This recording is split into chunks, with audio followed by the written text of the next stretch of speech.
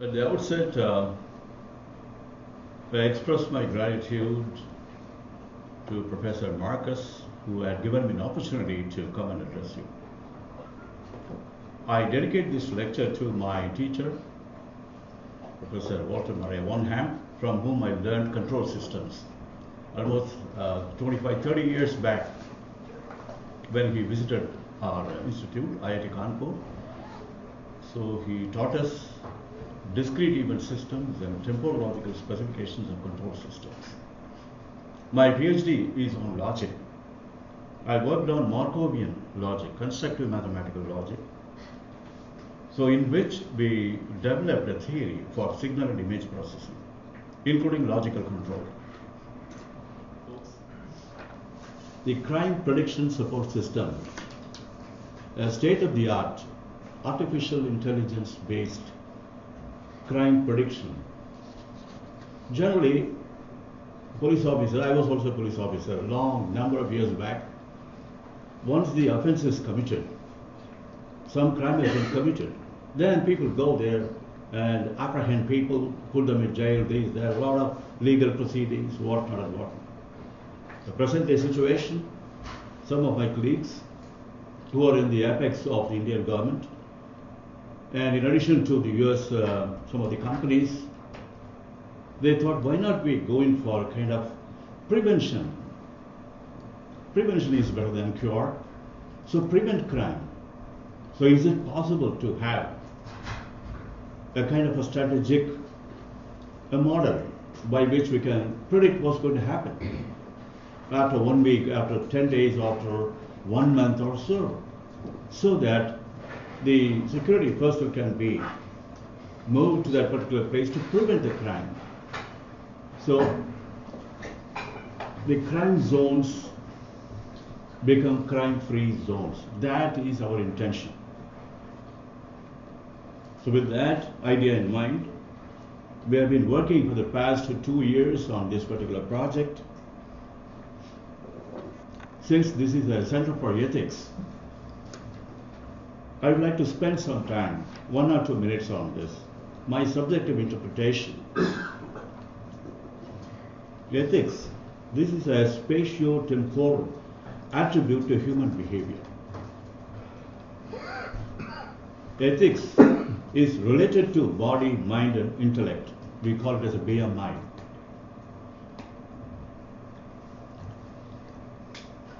I divide this ethics into two. I'm not getting into the theory. We have gone to theory enough. It's my own subjective interpretation. A code of conduct stipulated by any one of the three components, body, mind, and intellect. Just one component. That stipulates you have to be like this, your moral behavior must be like this, the code of conduct must be like this. That dictates. And that is called abstract ethics. If the code of conduct is dictated by more than one component, then we call a concrete ethics. We are concerned here about the concrete ethics. Then we talk about subjective ethics and objective ethics. A concrete ethics pertaining to just one individual. I have my own ethics. I remember to have gone through some of the articles by A.G. Gardner, author of The Plough, an Englishman, during 1960s, on the rule of the road. We have freedom. You have freedom to play violin. That doesn't mean that you can play violin in the middle of the road, in the middle of the night. You enjoy your freedom with the sense of responsibility too, without causing any damage to the freedom of others. So, subjective ethics, it says I have a freedom to do. The moment you interact with others, it becomes an objective ethics. That is a concrete ethics pertaining to more than one individual. Then what about law? Law. As an individual, we have subjective ethics. As a group of individuals, we have objective ethics. And as a state, as a government, we have a law. We stipulate, we say that this the code of conduct the citizens must obey. The statutory rule framed on objective ethics by a group or a government. So that is law. What about the crime? Any security threat caused by an individual or a group against law, disobedience, civil disobedience. So that is a crime in general. I'm not going to the actual definition of crime. Then who are posing major threats? Domestic threats, you know very well. Petty thieves, branded thieves, criminals, economic offenders, anti-social elements, religious fanatics, separatists, corrupted individuals, traitors. Then external threats. These are all internal, local, inside the country. External threats, other countries, terrorists, illegal migrants. These people may cause problems, security threat. The domestic threats, which I have been working for quite some time, way back in 1977 onwards, I was working in the crime intelligence. So these are the things which, as an individual, my experience, I just put in the slides. All countries, they are getting betrayed by some individuals and groups. What are the reasons? Why do betray the country? Reasons may be many. Maybe disappointment, political vendetta, religious misconceptions, dogmatic fanaticism, rivalry, and so on. These are the things which cause problems. Outcome of this: treason, sedition, and sabotage. Youngsters are seduced to join terror outfits. Military secrets are being sold for money, materials and worldly pleasures. Counterfeiting and distribution of fake notes to destabilize nation's economy is happening. In India, it's happening everywhere. Provocation for strikes and non-cooperation to decrease productivity. Countermeasures. These are the countermeasures which I suggest. In fact, I was doing it actually. Electronic countermeasures, communication intelligence, radar intelligence, that kind of stuff. Surveillance drones, drone applications. We have artificial intelligence, machine learning to understand human psychology, the human system, society. Then cyber security. Lots of cyber crimes are taking place nowadays. I hope all of you know that. Then predicting and preventing crimes. This is what we concentrate. We have a project. It's a US project. We are working on this, the crime data analytics, which I will be discussing with you. Then geovision. There are situations, you know very well, during World War and all, people have been putting mines under the ground, and many people lost their lives, legs and limbs. So is it possible to detect these anti-social elements or war criminals, to detect the mines under the explosives under the ground? In a positive sense, is it possible to detect oil, underground oil resources like that, gems, you have coal, you have diamonds, all kinds of minerals, rare earth elements, all these things could be detected. Is it possible? Through artificial intelligence, it's possible. We have already done that job. Now, it's a project with an idea of a net-centric cloud and physical infrastructure deemed to be developed. Actually, we are in the process of developing it. In this project, would coordinate people-centric, various governments throughout global level and private security agencies, emergency units, and media, with the idea of creating a safe and happy world. This is what we call the objective of this particular project. Some of the allied activities, you can read that out.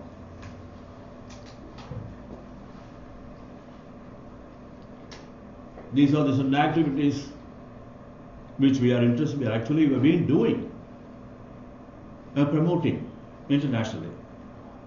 Then we have a kind of app, a mobile app. It's called Red Zone. This app is available in iOS. This will talk about, so go to any city in the United States, you just click that, the pins drop, and it gives an information how many crimes have occurred in that particular zip code, when, where exactly. You can localize the problems. So this is a fantastic software which our group has developed. It is there available for free. Anyone can use it. Most of the software support systems provide precise crime information like red zone map, the present and past, based on available databases, crime databases.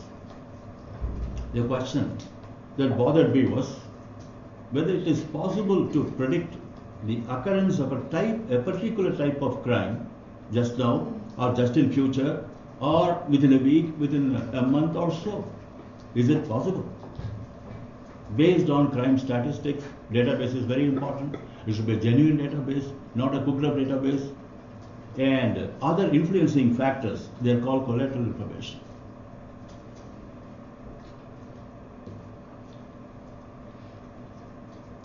The prediction accuracy is more in the case of computers when compared to humans, because computers are able to grind data, big data, and make instant logical decisions based on inferential rules and theorem proving capabilities, which Professor was working on the discrete event systems and temporal logical specifications.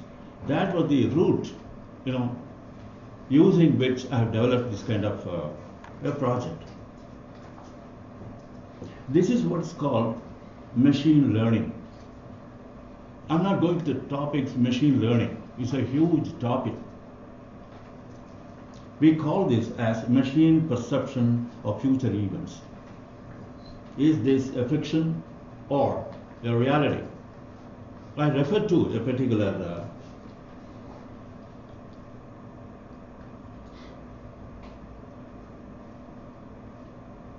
Minority Report. Film Minority Report previewed about a pre-crime unit.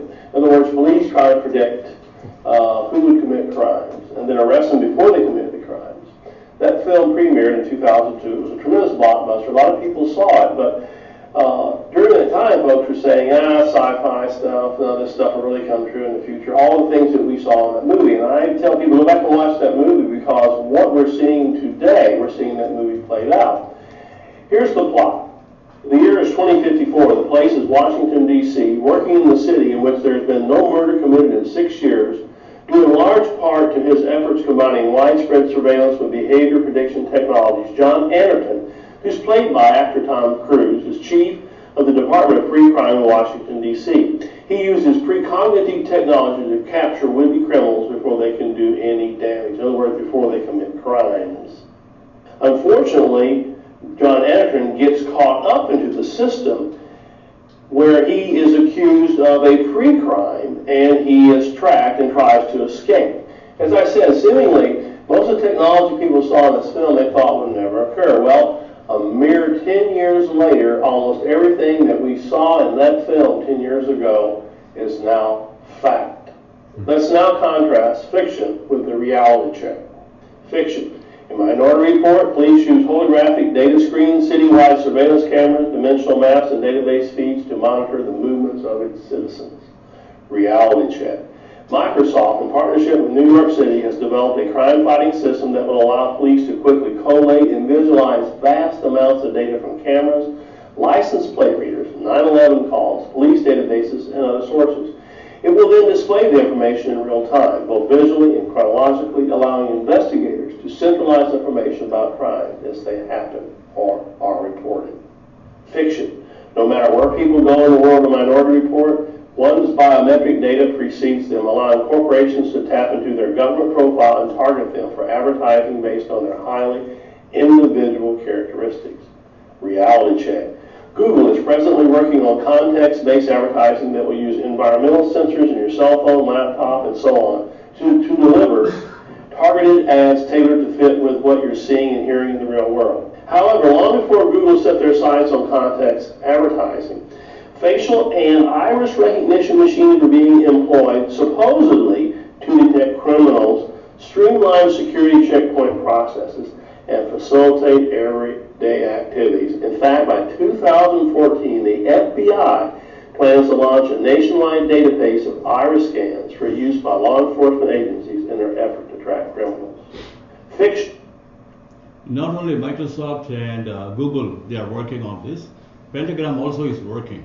And we are very successful in creating a 3D cognitive engine, an artificial intelligence-based engine. It's a neural network, a 3D neural network, which is capable of predicting what's going to happen.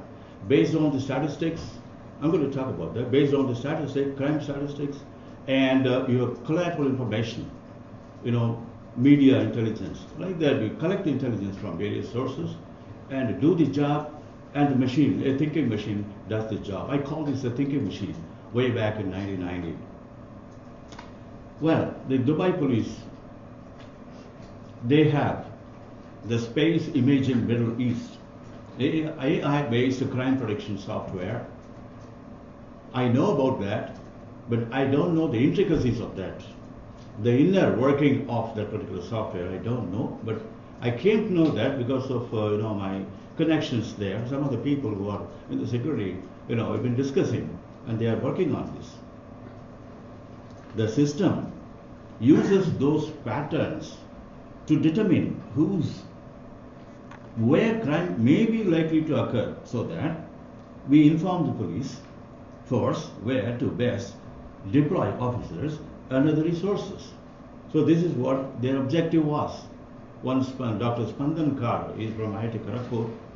He is the leader of that, and I don't know the progress of that particular project. This American Civil Liberties Union, the argument is data carries embedded racial biases.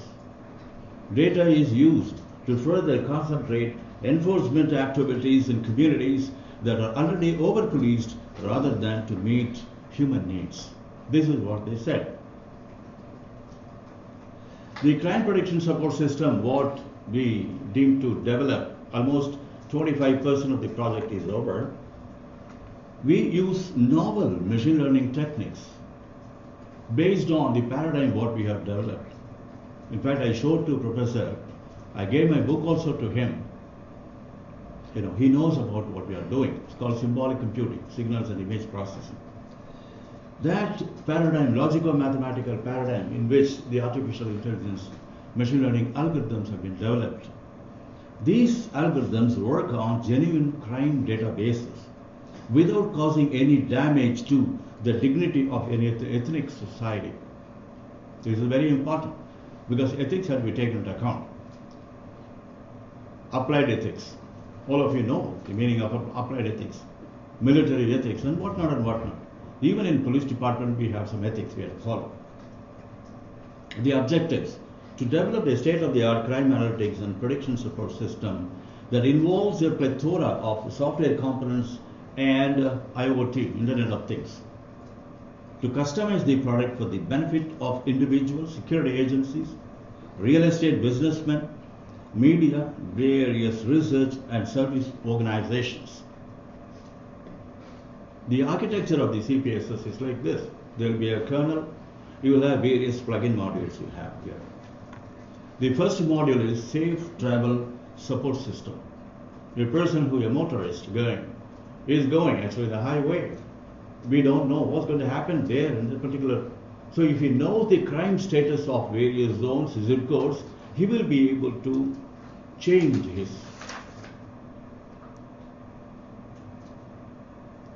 movement. Okay. The second thing is crime zone surveillance system. There is we already deployed, scheduled engine, CPSS version 1 in our server, red zone server, which automatically gets into the FBI database, gets the details, and predicts what's going to happen. And it is being examined by various security agencies in the United States. Then Commandos Engagement Planning Advisor. This is very useful, this kind of a system, useful for the military personnel. Then Crime Alert System for media is also equally important. Now, how do we look at this system in the modern theoretic sense? This is a system. How are we going to look at it? You have this crime database, you have collateral information 1, 2, 3, 4, n number of. CPSS is a self-learning, multiple input, multiple output control system powered by machine learning rules. So this engine will decide and direct or guide or support the police personnel to change, in individual, the travel direction, send intelligence report, send additional forces, and update database. All kinds of stuff it gives. Now the criminologist, if you go through this magazine, you have around about crime theory, which I am teaching in the National Police Academy of India. This particular, there are around 137 modules in 27 categories to be studied on a regular basis in order to understand the basics of crime theory. Until otherwise, people understand, go through in a formal, what we call the course on this, 137 modules. They'll not be able to really understand the judiciary or the security personnel or whatever. They'll be able to really appreciate and create something, contribute something to the judiciary or the security only when you follow these courses. This is what I have suggested to the Home Ministry, Department of Home, Internal Affairs. The developmental phase, the conceptualization I'm going to talk about. This, a person is driving, okay? Now, see, there's a place called Toli Chowki. He goes to Hyderabad city, high-tech city, where a lot of companies are situated. Very, very huge companies are there. There's somebody going to travel. It's a conceptual model. You can see he drives like this. The black dot is the guy who is driving through that particular area, the particular road, he reaches the particular place. Now, if you give this travel support system to the motorist, he will have a guard band. In his dashboard, you'll have a guard band. He will understand, he will move to different directions. Safe zones, we call. So he seeks for safe zones and he reaches safely. So this is an important application of a theory. For example, the same, what I call the map I'm showing you here. I'm in green zone. Green zone means no crime at all, that particular place. Now, my surrounding, I'm going forward. I'm just looking into various directions. They're all unknown, like amber light. We don't know whether it's crime zone or it's a crime-free zone. We don't know. Then crime-free zone is one possibility. Then always crime, everywhere we see crime zones. This is another possibility. It's a mixed possibility. So this is how the decision support system gives you a suggestive measure. You drive like this, go like this, go like this. We would like to tie up with the Google map. We already talked to them. They've agreed to do that. So now this is a global database. We are interested in meeting with a lot of government agencies to provide us the crime database so that we'll be able to support them. This is our intention. In a global level, not only in India, not only in the United States, in Canada, different places, we want to really support for the benefit of the society and the government agencies too. Now, the concept goes like this. Now, the time slices of crime data, day, month, year, everything is adjusted.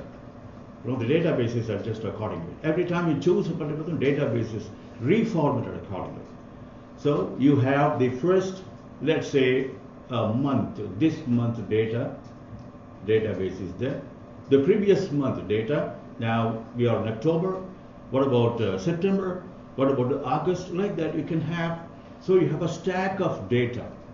It's a 2D, we call this as 2D data, and the entire thing put together is called 3D database. 3D crime database. That's what all about. 3D crime data stack is a user choice. You can create, automatically the engine will create the database for you. Will restructure the database and present it to you. Now, this is called vertical crime profile, VCP. something like a vertical seismic profile, civil engineers do. We have created this notion called vertical crime profile. So this month, previous month, like that. Oh, this year, previous year, like that you can do. Today, yesterday, day before, like that you can have. You can create, reorganize the database accordingly. The engine does that job automatically. It's your choice. Now, a desired 3D crime data to be tunneled along the spatial window. You have map. We structured United States as crime zones. Entire United States we have separated in the lattice form. We have done that. Okay. We make use of cellular automata concepts to find the evolution of the crime, which I'm going to discuss very soon. So that is the data tunneling. You might have heard about data mining.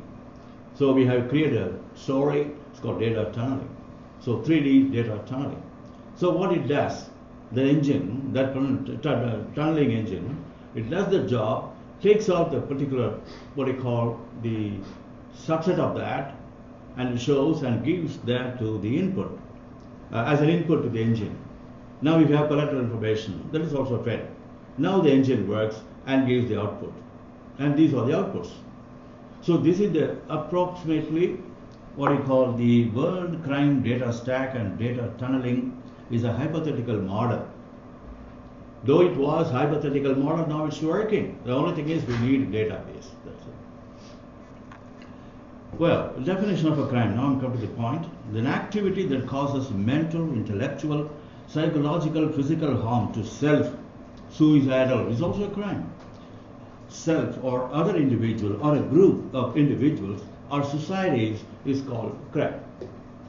Such an activity, by defying the conscious, conscientious and geopolitical rules and laws, is punishable if the gravity of the activity exceeds the threshold set by the laws.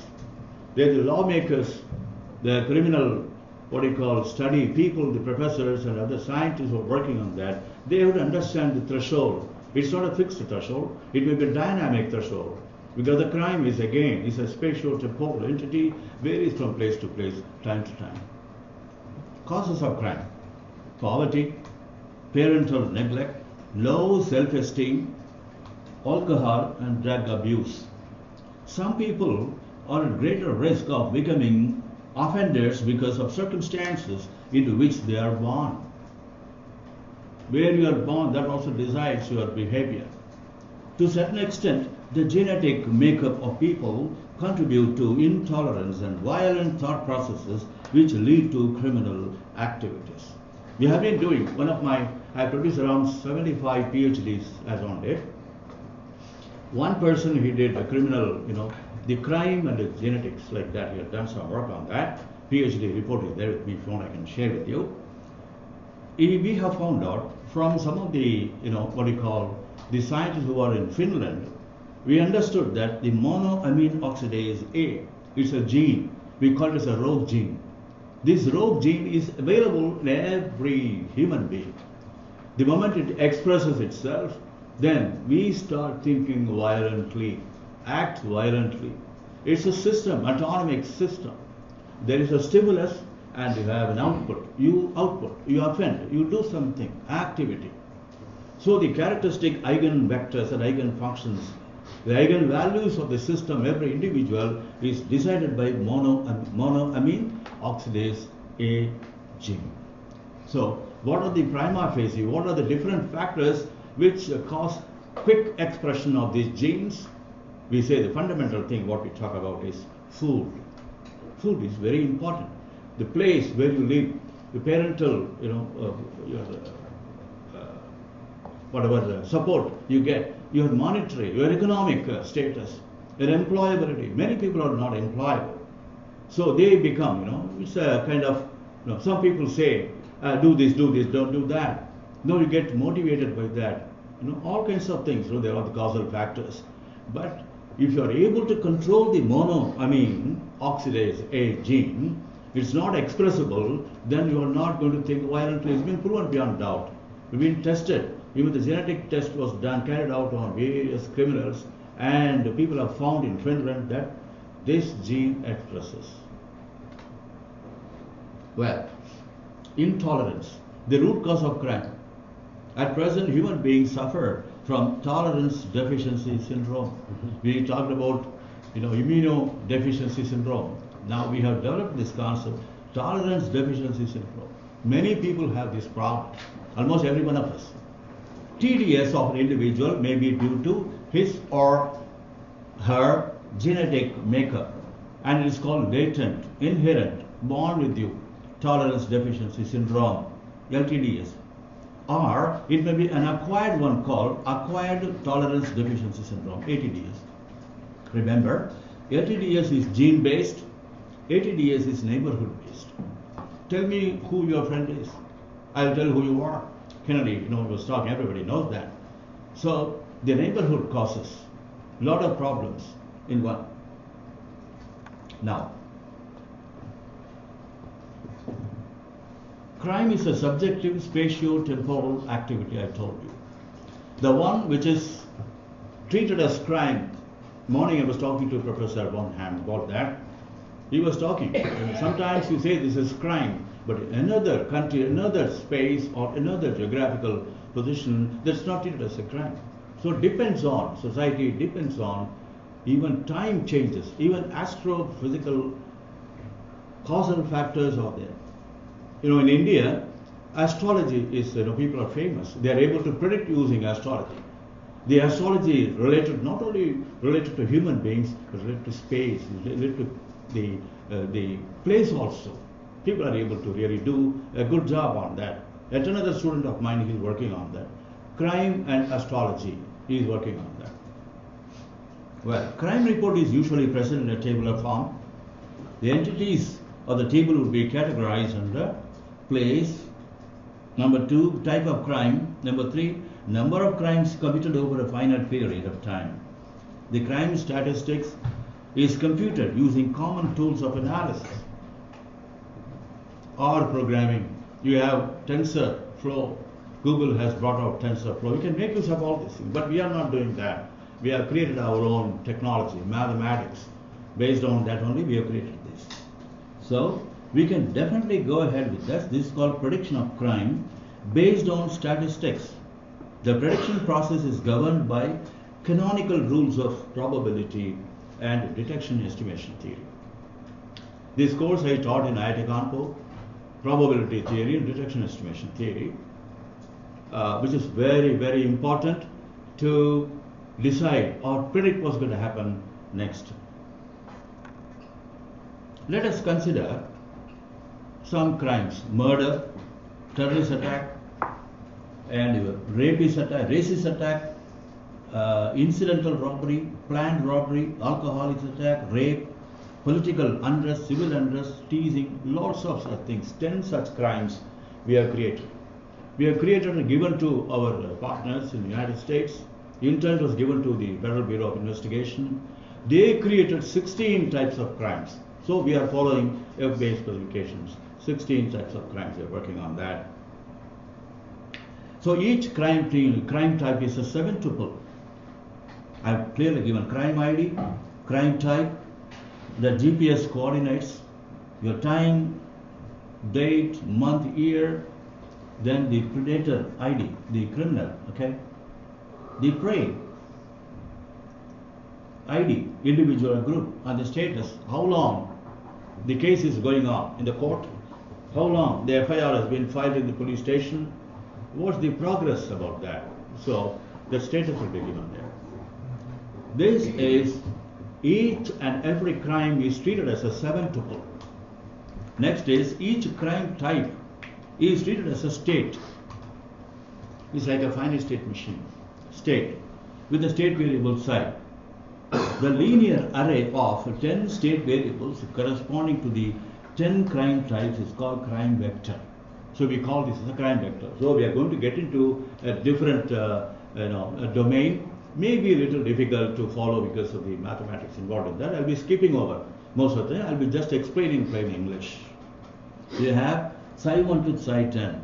These is a crime vector. We call the concept of a crime vector and crime vector space.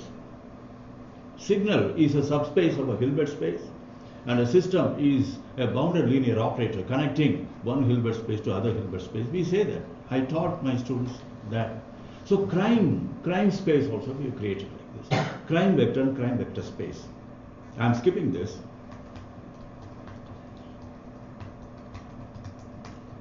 So in total, we call this a crime space. It's like a Hilbert space, crime space. Any subspace, a crime is a subspace of a crime space. This is what I would like to tell. Well, we make use of cellular grid model. That's what we are working on. Cellular automata model. For Neumann and Wolfram, Stephen Wolfram is we work actually together on the cellular automata and cellular logic array processing. We evolve. Cellular automata talks about discrete lattice variables associated with every cell and how it evolves with respect to time. So any time, discrete time, space, process could be ideally modeled using cellular automaton, not by difference equations or partial differential equations. So this is what we are doing.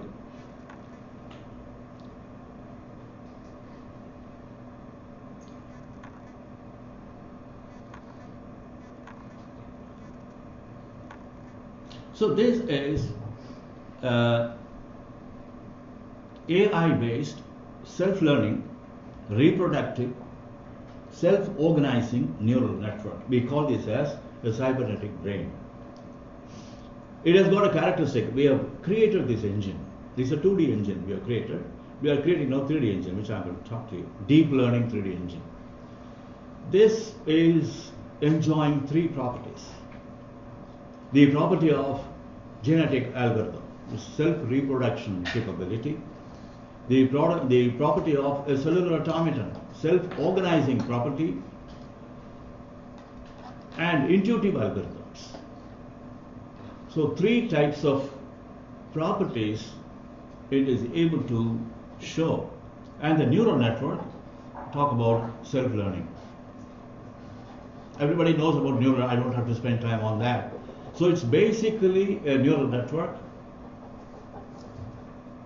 coined or developed, a new kind of neural network developed which satisfies these three properties. It's the first time we have done that. Self-learning, self-reproductive, and self-organizing property.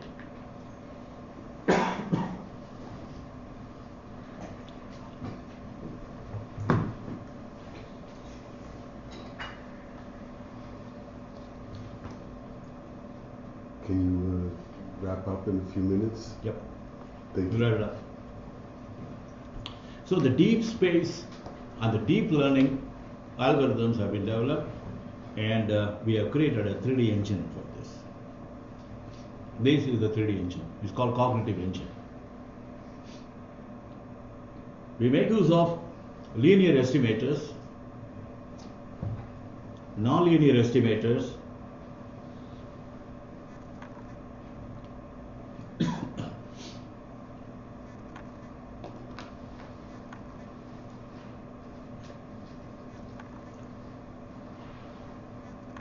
make use of a Bayesian criterion to decide what's going to happen tomorrow. It's a hypothesis, binary hypothesis testing.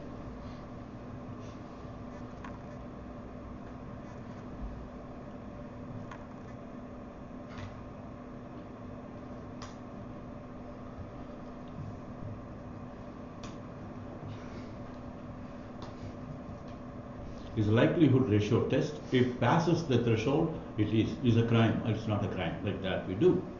Then Emery hypothesis testing also we do. Later stages now we'll be implementing this Emery.